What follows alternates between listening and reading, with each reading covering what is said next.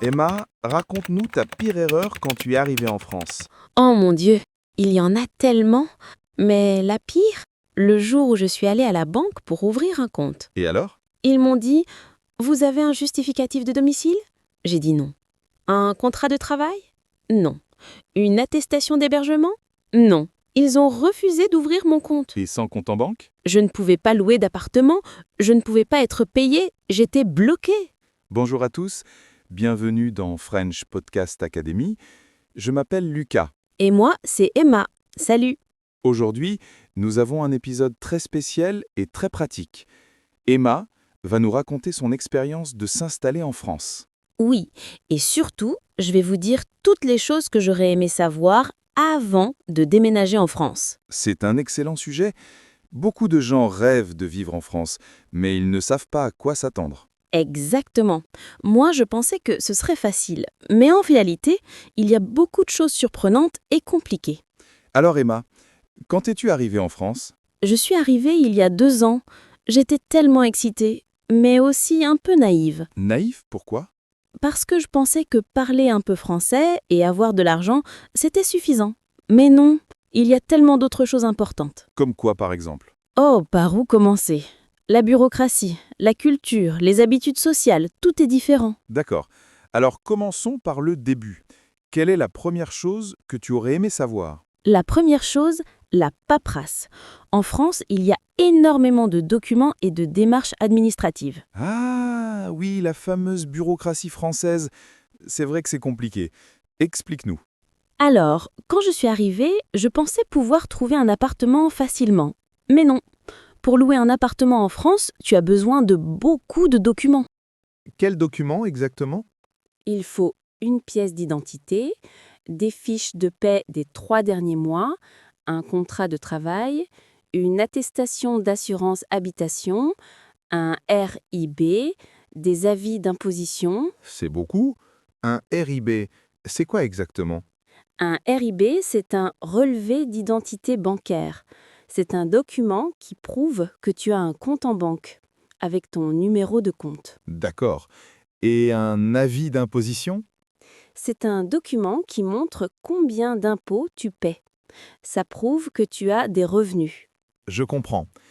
Et si tu viens d'arriver en France, tu n'as pas tous ces documents? Exactement, c'est le problème. Tu ne peux pas avoir de fiche de paie française si tu viens d'arriver. Tu ne peux pas avoir d'avis d'imposition français. C'est un cercle vicieux. Un cercle vicieux, ça veut dire un problème qui se répète. Tu ne peux pas avoir A sans B, mais tu ne peux pas avoir B sans A. Oui, par exemple, pour avoir un appartement, tu as besoin d'un compte en banque français. Mais pour ouvrir un compte en banque, tu as besoin d'une adresse en France. Ah, c'est compliqué. Comment tu as résolu ce problème? J'ai d'abord vécu dans une auberge de jeunesse pendant 2 semaines. J'ai utilisé cette adresse pour ouvrir un compte en banque. Ensuite, avec le compte en banque, j'ai pu chercher un appartement. C'est une bonne stratégie. Donc, ton premier conseil, c'est... Mon premier conseil, prévoyez un logement temporaire pour au moins 2 semaines. Une auberge de jeunesse, un hôtel ou Airbnb.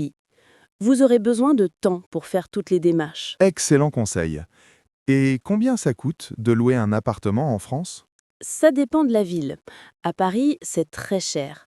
Pour un studio, c'est minimum 800, 1000 euros par mois, parfois plus. Et en province, dans les autres villes? Dans les autres villes comme Lyon, Bordeaux, Marseille, c'est un peu moins cher, entre 500 et 800 euros pour un studio. D'accord.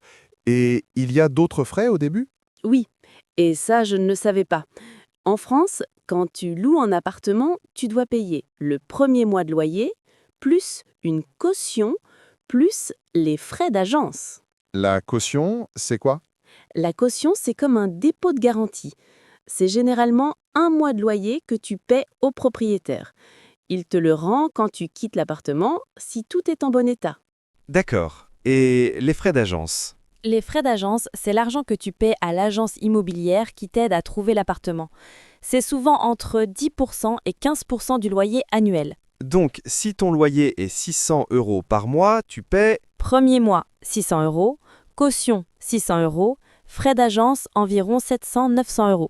Total environ 2000 € juste pour entrer dans l'appartement. C'est beaucoup. Les gens doivent le savoir avant de venir. Oui, mon deuxième conseil, économisez au moins 3000 à 4000 € avant de déménager en France. Les premiers mois sont très chers. Très bon conseil. Continuons. Quelle est la deuxième grande chose que tu aurais aimé savoir? La deuxième chose, ouvrir un compte en banque en France, c'est compliqué. Pourquoi c'est compliqué? D'abord, les banques demandent beaucoup de documents. Passeport, justificatif de domicile, parfois une lettre de ton employeur, parfois un contrat de travail. Un justificatif de domicile, c'est quoi? C'est un document qui prouve où tu habites. Par exemple, une facture d'électricité, une facture de téléphone ou un contrat de location. Mais si tu viens d'arriver, tu n'as pas de facture française. Exactement, c'est encore le cercle vicieux. Heureusement, certaines banques acceptent une attestation d'hébergement si tu habites chez quelqu'un. C'est quoi une attestation d'hébergement? C'est une lettre écrite par la personne chez qui tu habites qui dit « Je certifie que ton nom habite chez moi à adresse ». Et cette personne doit aussi donner une copie de sa pièce d'identité et un justificatif de domicile. D'accord. Et une fois que tu as tous les documents, c'est rapide? Non, ça peut prendre 7 à 10 jours, parfois plus. En France, les choses administratives sont lentes. Je comprends. Emma, tu as d'autres conseils pour les banques? Oui, mon troisième conseil, certaines banques sont plus faciles pour les étrangers. Par exemple, les banques en ligne comme N26, Revolut ou Boursorama sont plus simples et plus rapides. Les banques en ligne, c'est bien pour commencer? Oui, tu peux ouvrir un compte très rapidement, parfois en 10 minutes avec ton téléphone. Mais attention, pour certaines choses comme louer un appartement, les propriétaires préfèrent les banques traditionnelles. Donc peut-être avoir les deux. Une banque en ligne pour commencer et ensuite une banque traditionnelle? Exactement. C'est ce que j'ai fait. Au début, j'avais Revolut. Ensuite, j'ai ouvert un compte à la Société Générale. Parfait. Bon, parlons d'un autre sujet. La troisième chose que tu aurais aimé savoir? La troisième chose, le système de santé français est excellent, mais il faut s'inscrire correctement. Le système de santé en France est très différent? Oui, en France, il y a la sécurité sociale. C'est l'assurance maladie publique. Si tu travailles en France, tu es automatiquement inscrit. Et si tu es étudiant? Si tu es étudiant, tu dois t'inscrire à la sécurité sociale étudiante. C'est obligatoire et c'est gratuit. Et ça rembourse tout? Non, pas tout. La sécurité sociale rembourse généralement 70% des frais médicaux. Pour les 30% restants, il faut avoir une mutuelle. Une mutuelle, c'est quoi? Une mutuelle, c'est une assurance santé complémentaire. Elle rembourse ce que la sécurité sociale ne rembourse pas. Et c'est obligatoire? Pour les employés, oui. Ton employeur doit te proposer une mutuelle. Pour les étudiants, c'est recommandé mais pas obligatoire. Combien ça coûte une mutuelle? Ça dépend. Entre 30 et 100 € par mois selon la couverture. Pour les employés, l'employeur paie au moins 50%. D'accord. Et comment on trouve un médecin en France? Ah, ça c'est difficile. En France, il faut avoir un médecin traitant. C'est ton médecin principal, ton docteur de famille. Et comment on choisit un médecin traitant? Tu cherches un médecin généraliste près de chez toi. Mais attention, beaucoup de médecins ne prennent pas de nouveaux patients. Il faut appeler plusieurs cabinets médicaux.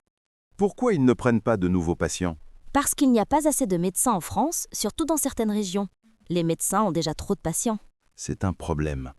Donc, ton conseil? Mon quatrième conseil, cherchez un médecin traitant dès votre arrivée. N'attendez pas d'être malade. Et inscrivez-vous à la sécurité sociale et à une mutuelle rapidement. Excellent conseil. Bon, parlons de quelque chose de plus léger. La quatrième chose que tu aurais aimé savoir? La quatrième chose, les Français ont des horaires très différents, surtout pour manger. Ah oui, les horaires des repas. Explique-nous. En France, le déjeuner, c'est entre midi et 14 h. Le dîner, c'est entre 19h30 et 21h30, parfois plus tard. Et pourquoi c'est important?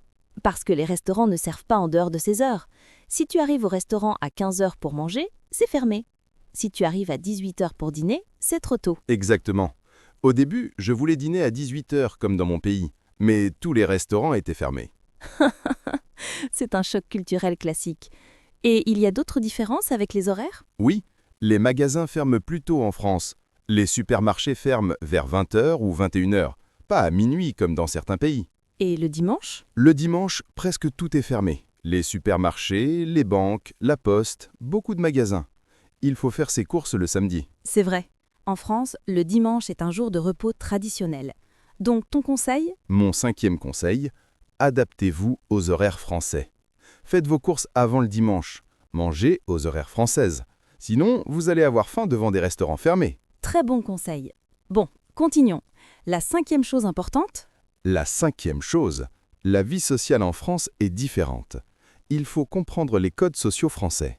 Par exemple? Par exemple, la bise.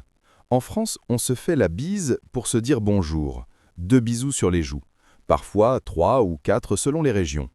Et toi, au début, tu trouvais ça bizarre? Oui, dans mon pays, on serre la main ou on fait un câlin aux amis proches. Mais en France, même avec des gens que tu connais à peine, tu fais la bise. C'est vrai que ça peut être surprenant. Il y a d'autres codes sociaux? Oui, les Français sont très polis avec les formules de politesse. Tu dois toujours dire bonjour quand tu entres dans un magasin et au revoir ou bonne journée quand tu pars. C'est important? Très important. Si tu ne dis pas bonjour, les gens pensent que tu es impoli. J'ai appris ça de façon difficile. Raconte-nous. Un jour, je suis entrée dans une boulangerie et j'ai dit directement « Je voudrais une baguette ». La vendeuse m'a regardé froidement et a dit « Bonjour d'abord ». Oh, elle t'a fait la remarque? Oui, j'étais embarrassée. Maintenant, je dis toujours bonjour en premier, même si je suis pressée. Très bonne leçon. Autre chose sur les codes sociaux? Oui, les Français aiment débattre et discuter. Ne soyez pas choqués s'ils ne sont pas d'accord avec vous. Ce n'est pas personnel, c'est culturel. C'est vrai. En France, on aime bien argumenter et donner son opinion. C'est différent de certains pays où on évite les confrontations. Exactement. Au début, je pensais que les gens étaient agressifs. Maintenant, c'est juste la façon française de communiquer. Donc, ton 6e conseil? Mon 6e conseil, apprenez les codes sociaux français. Dites toujours bonjour et au revoir. Apprenez à faire la bise, ne prenez pas les débats personnellement. Parfait. La 6e grande chose que tu aurais aimé savoir? La 6e chose, trouver du travail en France est difficile si ton français n'est pas parfait. C'est vrai. Le marché du travail français est compliqué. Explique-nous. Déjà, pour la plupart des emplois, tu as besoin d'un très bon niveau de français, même pour des emplois dans des entreprises internationales. Et si tu ne parles pas bien français? C'est très difficile. Il y a des emplois pour anglophones, mais c'est limité. Enseignement de l'anglais, tourisme, start-up international. Et pour trouver un emploi, comment ça marche? En France, il faut un CV français. C'est différent d'un CV américain ou britannique. Et tu dois écrire une lettre de motivation. Une lettre de motivation, c'est comme une cover letter en anglais? C'est une lettre où tu expliques pourquoi tu veux ce travail et pourquoi tu es le bon candidat. En France, c'est très important, parfois même plus important que le CV. Et il y a un format spécial? Oui, la lettre doit être très formelle, très polie, bien structurée. Si tu fais des fautes de français, c'est éliminatoire. Donc, tu recommandes quoi? Mon 7e conseil, si vous cherchez du travail en France, faites vérifier votre CV et votre lettre de motivation par un francophone natif. Utilisez des sites comme LinkedIn, Indeed France ou l'APEC pour chercher des offres. Très bon conseil. Et il y a d'autres choses à savoir sur le travail en France? Oui, les contrats de travail. En France, il y a plusieurs types. Le CDI, le CDD, l'intérim. Explique-nous ces acronymes. Le CDI, c'est contrat à durée indéterminée. C'est le contrat permanent sans date de fin. C'est le meilleur type de contrat. Et le CDD? Le CDD, c'est contrat à durée déterminée. C'est un contrat temporaire avec une date de début et une date de fin. Par exemple, 6 mois ou 1 an. D'accord. Et l'intérim? L'intérim, c'est du travail temporaire pour remplacer quelqu'un ou pour une mission courte. C'est comme temp work en anglais. Et les entreprises préfèrent quel type de contrat? Les entreprises préfèrent les CDD et l'intérim pour commencer, parce que c'est plus flexible. Le CDI est difficile à obtenir, surtout pour les étrangers. Je comprends. La 7e grande chose. La 7e chose, les transports en commun sont excellents, mais il faut comprendre le système. Ah oui, parlons des transports. À Paris, par exemple, le métro est très utilisé. Oui, le métro parisien est génial, mais au début, c'est compliqué. Il y a 16 lignes, des changements, des zones. Les zones, c'est quoi? Paris est divisé en zones pour les tarifs. La zone 1, c'est le centre de Paris. La zone 5, c'est la banlieue éloignée. Plus tu vas loin, plus c'est cher. Et comment on achète les tickets? Tu peux acheter les tickets à l'unité, ou un carnet de 10 tickets, ou un pass mensuel, comme le pass Navigo. Le pass Navigo, c'est quoi? Le pass Navigo, c'est une carte de transport mensuelle. Tu paies environ 75 € par mois et tu as un accès illimité au métro, bus, tramway, RER dans toutes les zones. C'est avantageux? Oui, si tu prends les transports tous les jours. Si tu prends le métro 2 fois par jour, un ticket te coûte 2 €, donc 4 € par jour, 120 € par mois. Le Navigo est moins cher. Donc ton conseil? Mon 9e conseil, prenez un pass Navigo si vous habitez à Paris ou dans une grande ville. C'est économique et pratique. Et téléchargez l'application de transport de votre ville. Parfait. La 8e chose importante? La 8e chose, les impôts en France sont compliqués et importants. Ah, les impôts. C'est vrai que c'est différent selon les pays. Oui, en France, si tu travailles, tu paies l'impôt sur le revenu. Maintenant, c'est prélevé directement sur ton salaire chaque mois. Ça s'appelle le prélèvement à la source? Exactement. Avant, tu payais les impôts une fois par an. Maintenant, c'est automatique chaque mois. Et combien on perd en impôts? Ça dépend de ton salaire. Si tu gagnes peu, tu paies peu ou rien. Si tu gagnes beaucoup, tu peux payer jusqu'à 45%. C'est beaucoup. Et il y a d'autres impôts? Oui, il y a la taxe d'habitation si tu habites dans un logement au 1er janvier. Maintenant, elle est supprimée pour beaucoup de gens, mais pas pour tout le monde. Et il y a d'autres taxes? Oui, il y a aussi les charges sociales. Ce sont des cotisations pour la santé, les retraites, le chômage. Elles sont déduites de ton salaire. Donc le salaire brut et le salaire net sont différents. Très différents. Le salaire brut, c'est avant les cotisations. Le salaire net, c'est ce que tu reçois vraiment. En général, le net est environ 75-80% du brut. Donc si on te propose un salaire de 2000 € brut par mois, tu reçois combien? Environ 1500-1600 € net. C'est important de toujours demander si le salaire proposé est brut ou net. Excellent point. Ton conseil? Mon 9e conseil, quand vous négociez un salaire, demandez toujours si c'est brut ou net. Et renseignez-vous sur vos obligations fiscales. Vous pouvez consulter le site impôts.gouv.fr. Très bon conseil.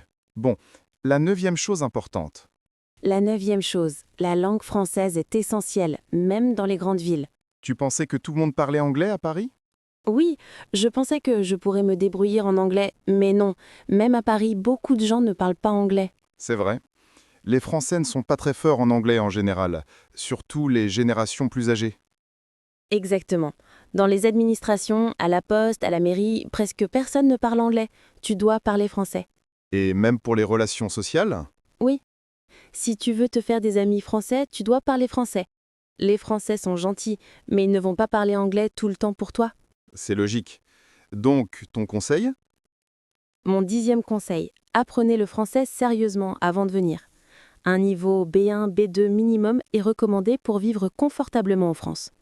Et continuez à pratiquer tous les jours une fois sur place. Absolument essentiel. La dernière chose importante. La dernière chose, soyez patient et flexible. S'installer dans un nouveau pays prend du temps et de l'énergie. C'est vrai, c'est un processus. Oui, les 6 premiers mois sont difficiles. Tu es seul, tu ne connais personne, tout est nouveau, la bureaucratie est lourde. Comment tu as surmonté cette période? J'ai rejoint des groupes d'expatriés sur Facebook et Meetup. J'ai participé à des événements d'échange linguistique. J'ai pris des cours de français pour rencontrer des gens. Très bonne idée. Les communautés d'expatriés sont précieuses. Oui, et j'ai accepté que je ferais des erreurs, que les choses prendraient du temps, que c'est normal d'être frustré parfois. Excellente attitude. Donc, ton dernier conseil? Mon 11e conseil, soyez patient avec vous-même. Donnez-vous au moins 6 mois pour vous adapter. Rejoignez des communautés, demandez de l'aide et rappelez-vous pourquoi vous vouliez vivre en France. Magnifique. Bon, faisons un récapitulatif de tous tes conseils. D'accord. Alors, mes 11 conseils pour s'installer en France. Numéro 1. Prévoyez un logement temporaire pour au moins 2 semaines. Numéro 2. Économisez au moins 3 000 à 4 000 € avant de déménager. Numéro 3. Utilisez d'abord une banque en ligne, puis une banque traditionnelle. Numéro 4.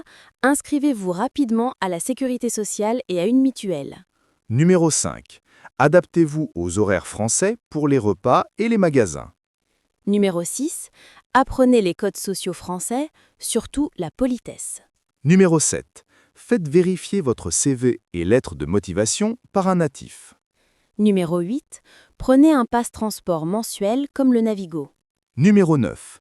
Comprenez la différence entre salaire brut et salaire net. Numéro 10. Apprenez le français sérieusement, niveau B1, B2 minimum. Numéro 11.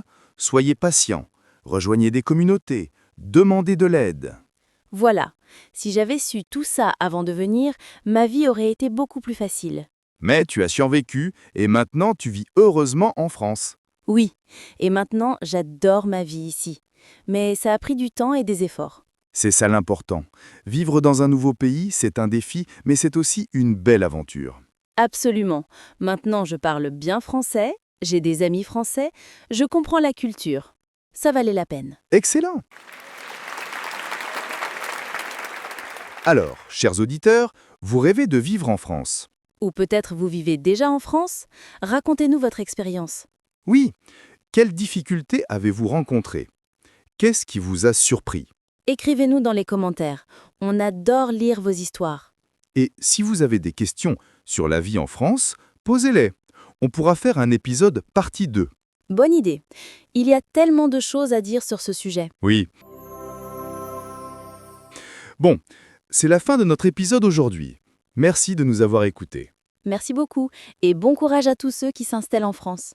Oui, n'oubliez pas, avec de la préparation et de la patience, tout est possible. À bientôt pour un nouvel épisode. Au revoir et à bientôt.